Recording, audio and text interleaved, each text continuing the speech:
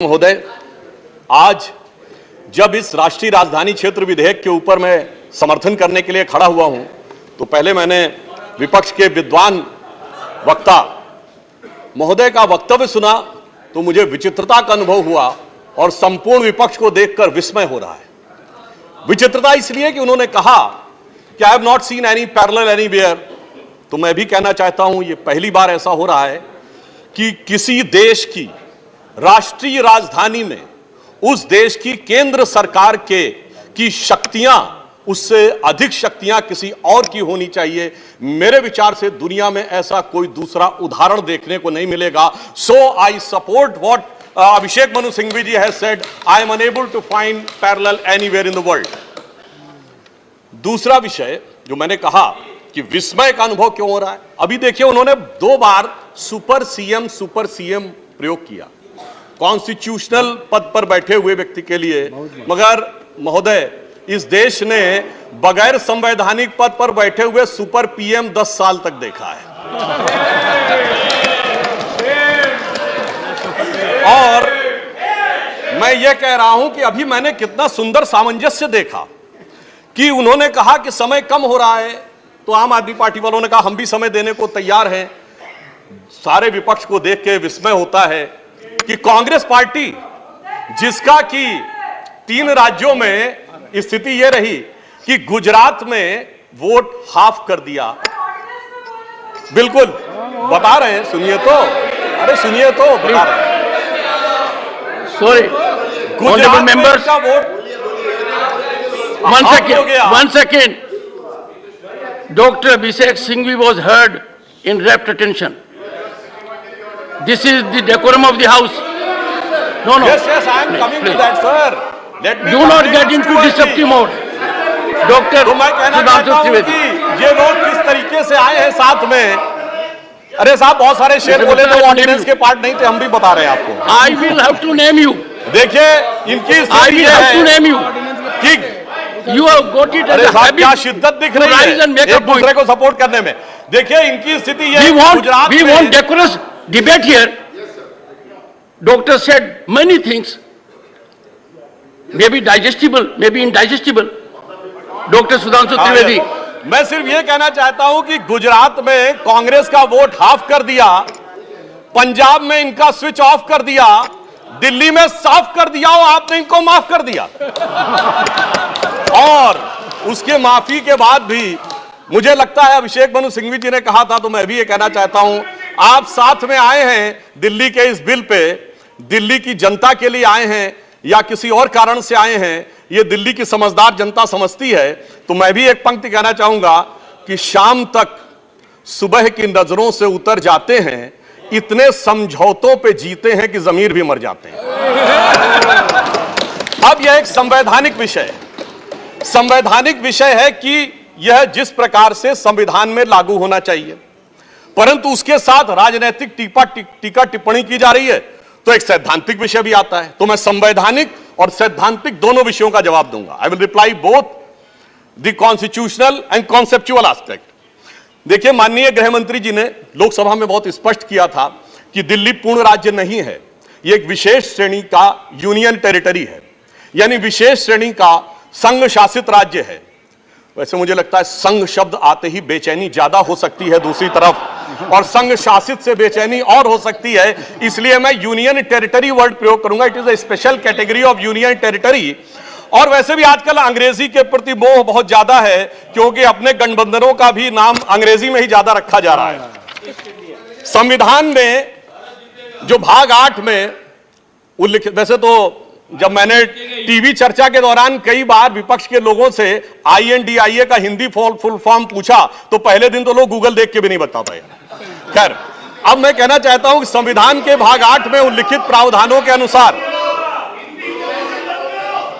अरे सुनिए बात, देखिए संविधान के भाग 8 में उल्लिखित प्रावधानों के अनुसार अनुच्छेद 239 से 242 तक संविधान में इस विषय का पूर्ण वर्णन है।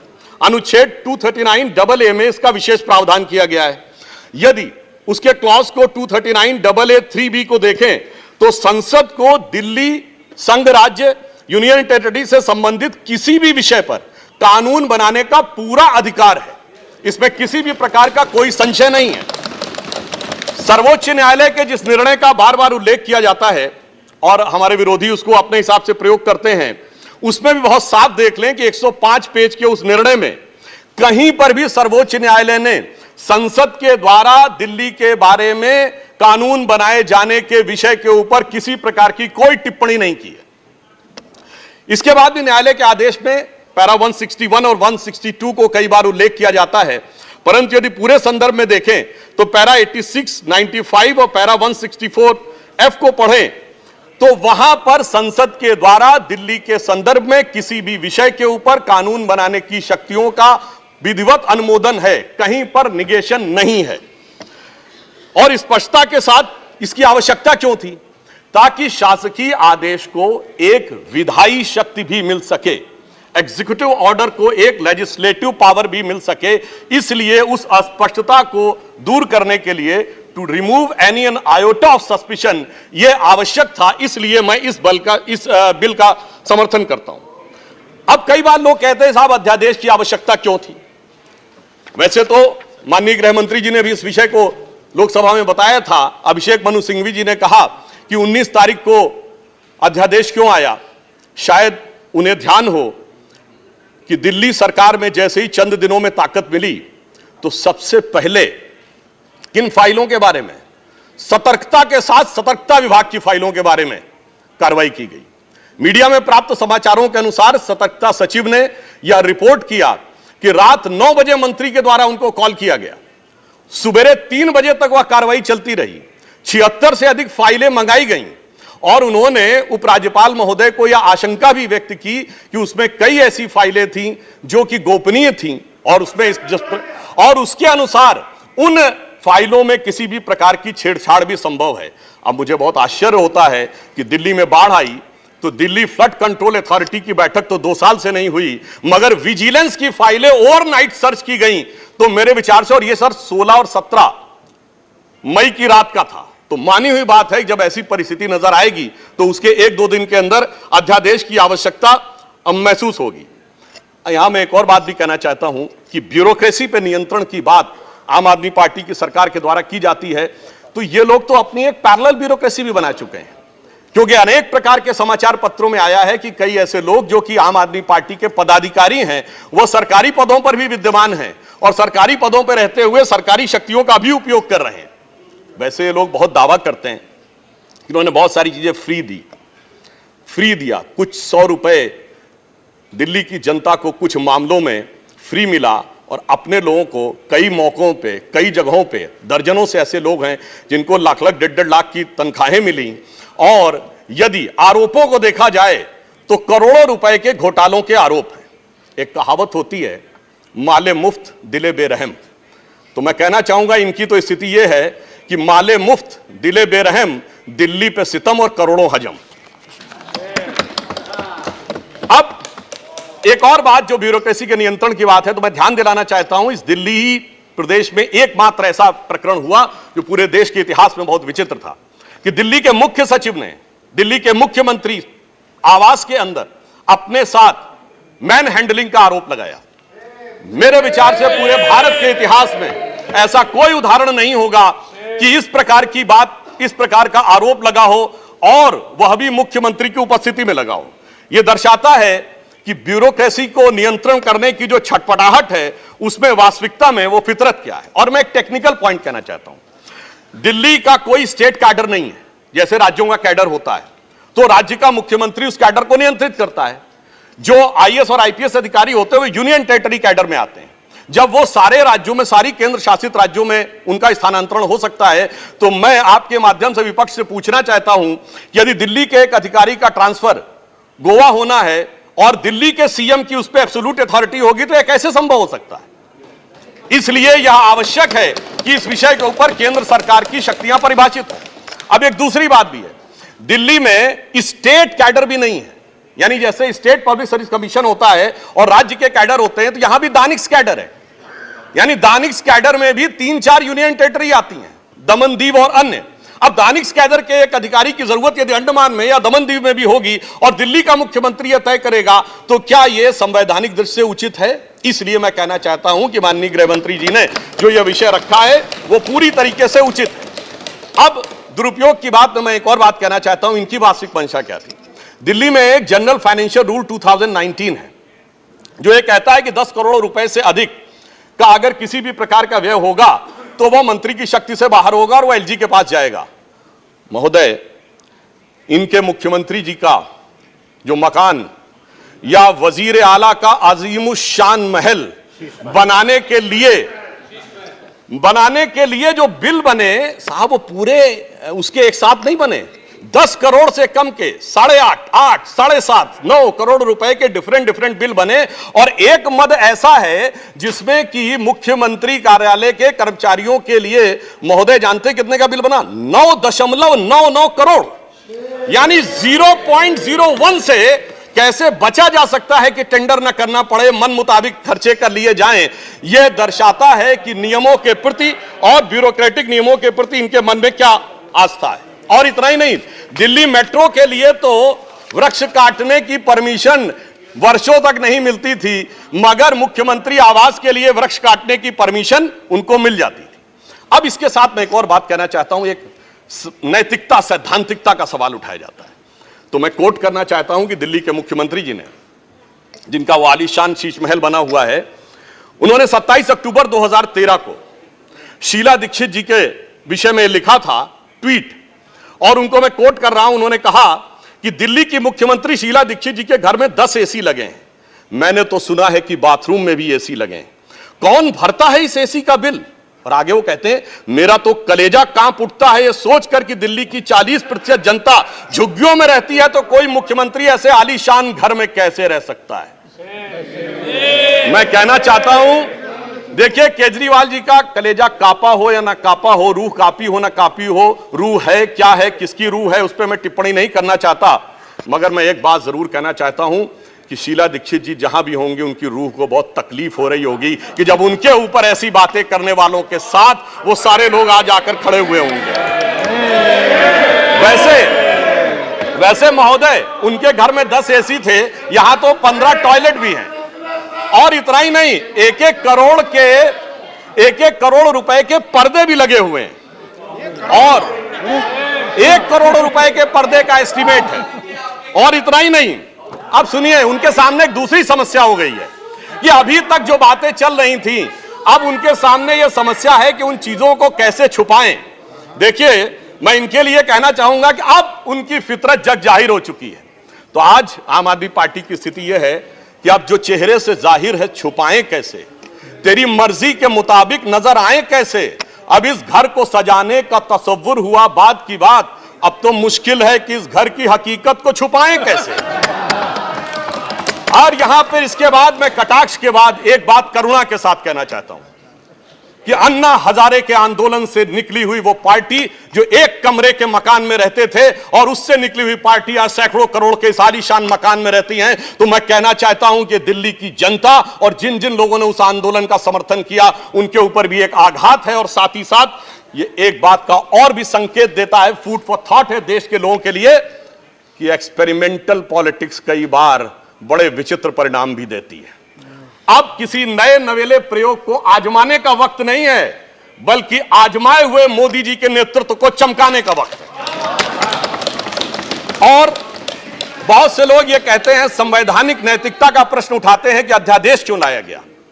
अध्यादेश के लाने का तात्कालिक कारण मैंने बता दिया, और वैसे मैं अपने विपक्ष के लोगों के सुलभ संज्ञान के लिए बता देना चाहता हूं कि इन लोगों ने कितनी बार अध्यादेश लाए हैं। नेहरू जी की सरकार में 70 बार, इंदिरा जी के जमाने में 77 बार, राजीव जी के समय में 35 बार, नरसिम्हा राव जी के समय में 77 बार, मनमोहन सिंह जी के समय में 61 बार, और जो यूनाइटेड फ्रंट गवर्नमेंट बनी थी भाजपा विरोध में, उसमें 1.5 साल में 77 बार। तो मुझे लगता है अध्यादेश का विषय उठाने से पहले इस अंक गणित को भी देख लेना चाहिए।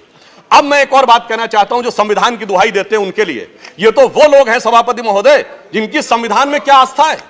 इन्होंने संसद के द्वारा पारित सीए कानून के खिलाफ विधानसभा में प्रस्ताव पारित कर दिया। यह संविधान का सम्मान है।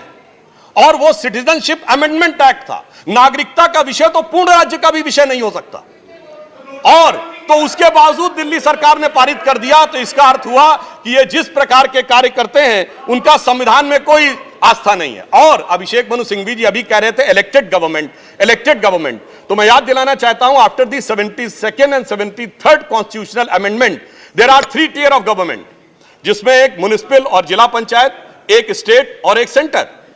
तो मान्यवर, ये तो राजीव गांधी जी लाए थे। तो आपके मन में ना ऊपर वाली इलेक्टेड गवर्नमेंट के लिए सम्मान है, ना नीचे वाली, क्योंकि चंद महीने पहले तक तो ये एमसीडी से भी लड़ते थे और दिल्ली से भी लड़ते थे। तो जब आप कॉन्स्टिट्यूशनल वैलिडिटी की बात करें तो मेरे विचार से तीनों गवर्नमेंट की बात होनी चाहिए, और केंद्र सरकार के संबंध में केंद्र से अधिक संवैधानिक शक्ति इलेक्टेड गवर्नमेंट में इस विषय के ऊपर किसी और की नहीं हो सकती। और मैं एक और बात वेदना के साथ कहना चाहूंगा, ये तो वो लोग हैं जिन्होंने गणतंत्र दिवस की परेड पर भी संवैधानिकता की बात करते हैं, जिस दिन संविधान लागू हुआ उसकी पूर्व संध्या पे प्रदर्शन किया था। महोदय, मैं बताना चाहता हूं, जिस समय इमरजेंसी लगी थी तब भी हमने कभी 15 अगस्त और 26 जनवरी के दिन राजनीति करने का प्रयास नहीं किया। तो वो लोग जब संवैधानिकता की दुहाई देते हैं तो बहुत आश्चर्य लगता है। और जब बार बार यह स्पष्ट किया जा चुका है कि फुल स्टेट नहीं है महोदय, मगर ये फुल स्टेट से भी संतुष्ट होने वाले नहीं है, इन्हें तो सुपर स्टेट चाहिए। और फुल स्टेट से सुपर स्टेट की दौड़ में मुझे डर इस बात का है कि मेंटल स्टेट में भी ना पहुंच जाएं कहीं, तो कोई आश्चर्य की बात नहीं हो सकती है। और यह बात इसलिए कह सकते हैं कि 49 दिनों की वो सरकार, जब कांग्रेस पार्टी ने इनकी पालकी ढोकर सत्ता की दहलीज पहली बार पार कराई थी, उसके द्वारा अगर आप पारित इनका लोकपाल विधेयक देख लें तो उसमें संसद और सुप्रीम कोर्ट और जाने क्या क्या सारी चीजों को एक में मिला लिया गया था। और मैं एक बात और कहना चाहता हूं, ये तो वो पार्टी देश का संविधान छोड़िए, अपनी पार्टी के संविधान में आस्था नहीं रखती। जब आम आदमी पार्टी बनी थी तो उसके संविधान में व्यवस्था थी कि उनका अध्यक्ष या संयोजक 3 वर्ष के लिए होगा और अधिकतम 2 बार होगा। मगर जो मीडिया में प्राप्त समाचारों के अनुसार 3 साल पहले उन्होंने वो संविधान में चेंज कर दिया, यानी अब जीवन पर्यंत या अपनी इच्छा के प्रसाद पर्यंत केजरीवाल जी इस विषय के ऊपर रह सकते हैं। तो मैंने इसलिए कहा ना, अपने संविधान के बारे में बात करिए। और मैं ये भी कहना चाहता हूं कि इन्होंने अपनी कार्यकारिणी में ऐसे भी प्रस्ताव पारित किए हैं संविधान के संदर्भ में कि साहब इनके यहां परिवार के भी कितने लोग काम कर सकते हैं, जो मेरे विचार से बड़ी बड़ी परिवार वाली पार्टियों ने भी कभी अपने पार्टी के प्रस्तावों में इन प्रस्तावों को नहीं पारित किया होगा।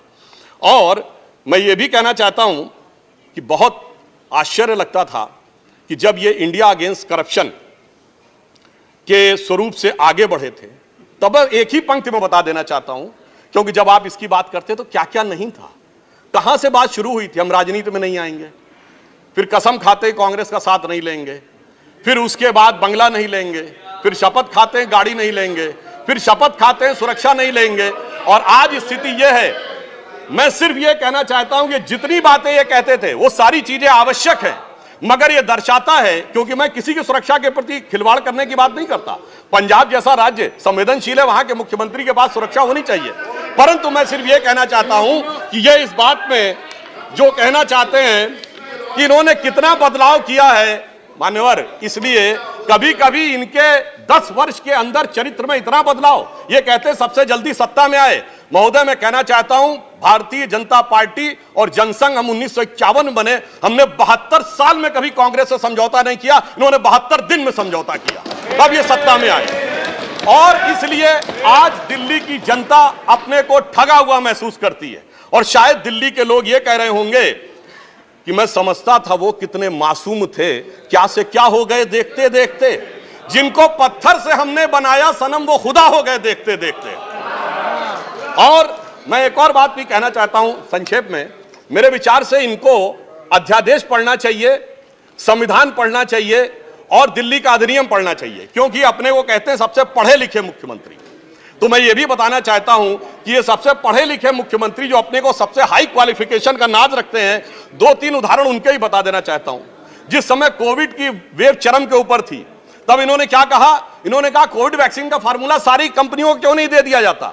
मान्यवर, कोविड वैक्सीन तो छोड़िए, पैरासिटामोल जैसी जो दवा भी अमेरिका ने उस समय हमसे मंगाई थी। अब कोई पढ़ा लिखा व्यक्ति ये कह सकता है कि वो चूरन की तरह फार्मूला सबको दे दिया जाए? तो कभी कहते हैं कि यूट्यूब के ऊपर फिल्म क्यों नहीं लाद दी जाती है? अरे भाई, वो सरकार का अधिकार का क्षेत्र नहीं है। और फिर इतना ही नहीं, सिंगापुर में इनको बुलाया, इनविटेशन आता मेयर्स कॉन्फ्रेंस का, तो मुख्यमंत्री होते हुए जाना चाहते हैं। तो मेरे विचार से कम इनको थोड़ा पढ़ना लिखना चाहिए। और एक पढ़ने लिखने पे एक तथ्य मैं जरूर बताना चाहूंगा।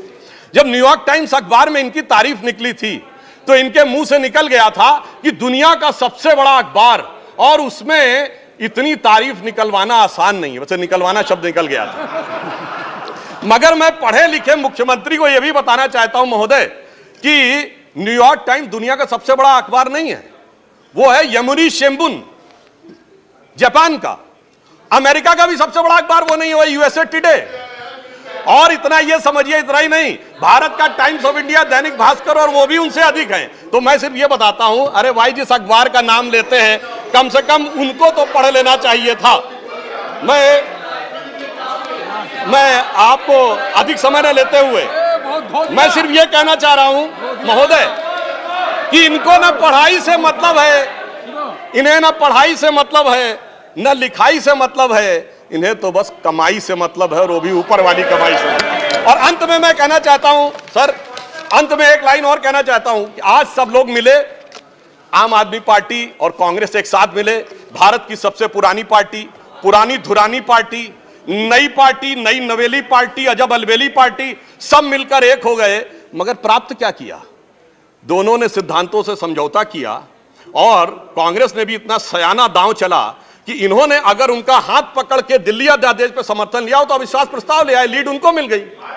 तो इसलिए मैं कहना चाहता हूं अंत में कि इन लोगों को आखिर में क्या प्राप्त हुआ, ये पंक्ति कह के समाप्त करता हूं कि इनको विधेयक भी नहीं मिला और सम्मान भी नहीं मिला, यानी इज्जत भी गई, बात भी नहीं मिली।